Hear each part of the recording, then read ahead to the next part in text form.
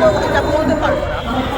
এমন কোনো কিছু করা উচিত যাতে এটা ডিফারেন্সিয়েট করা সম্ভব।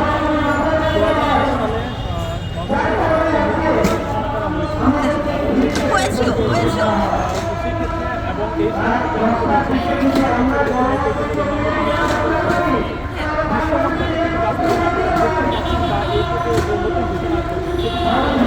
আমি বিশ্বাস করি এটা হবে।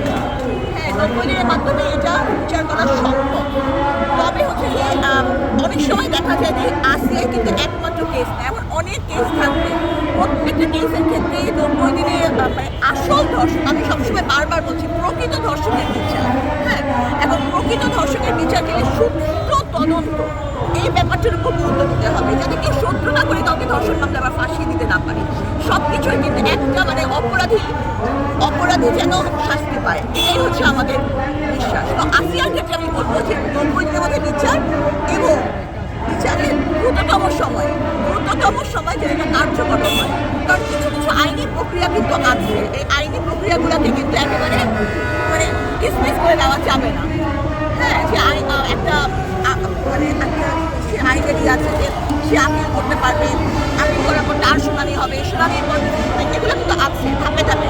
সুপ্রিম কোর্ট আছে, সেখানে যেতে হবে। মানে আপনি বললাম আর সাথে সাথে 1 মিনিটের মধ্যে তার ফাঁসি দিয়ে দেওয়া হলো, এটা কিন্তু আইনি প্রক্রিয়া না। কিন্তু আমি বলবো দ্রুততম সময়ের মধ্যে শাস্তি এবং শাস্তির বাস্তবায়ন।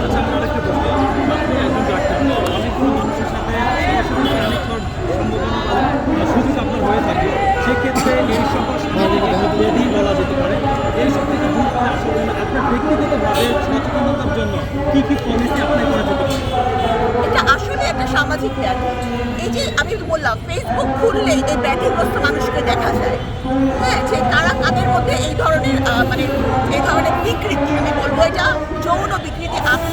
ফেসবুক খুলে অশ্লীল কমেন্টের মাধ্যমে বোঝা যায় কোনো একটা ভিড়ের মার্কেটে, এই যে ঈদের সময় কোনো একটা ভিড়ের মার্কেটে গেলেই নারীরা টের পায়।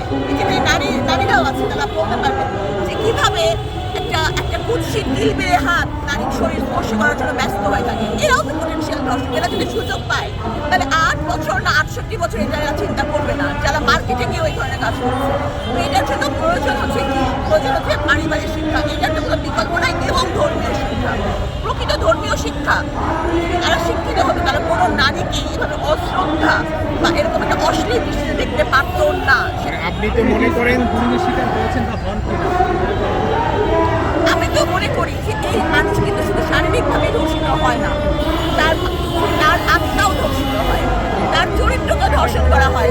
হ্যাঁ, যখন আমি একটা নোংরা অশ্লীল কমেন্ট করবে, যখন কোনোভাবে সুযোগ করে তাকে হ্যারাস করবে, হ্যাঁ, তো তখন তো তার আত্মাটাও কিন্তু ক্ষতবিক্ষত হবে।